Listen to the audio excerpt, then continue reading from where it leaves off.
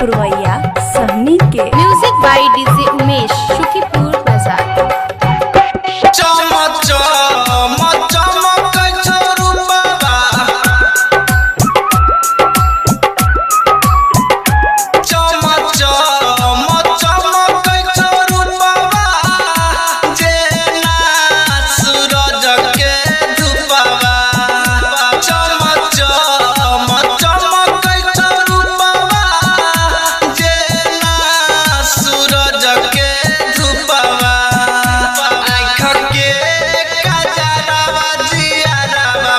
छुरी चलाबै तोहरी सूरतिया के जान हमारा पागल बनाबै छ।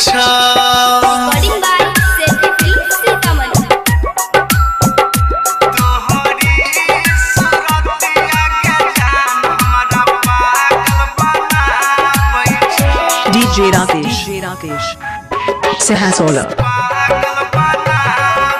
Music by DJ Umesh, Shukipur बाजार।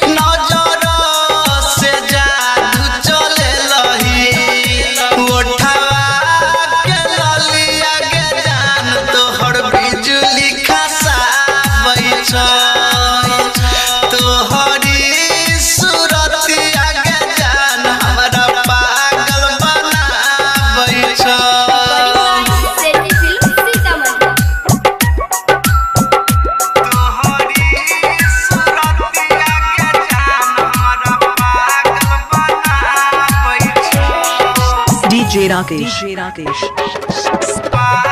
Sahasola। Music by DJ Umesh, Shukipur Bazar. मीठी मीठी बोलिया के रानी,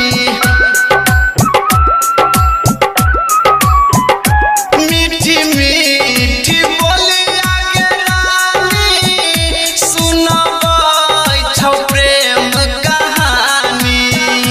मीठी मीठी बोलिया के रानी, सुनाबै छौ प्रेम कहानी।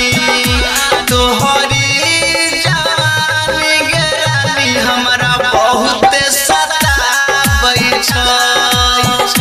पवन पुरवैया के जान सचो पागल बनाबै छ। चमकै छौ रूपवा,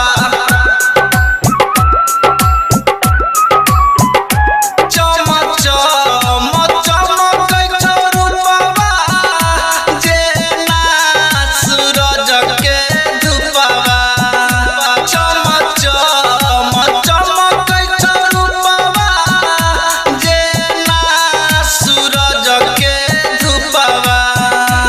आँख के कजरवा जियरवा छुरी चलाबै छ।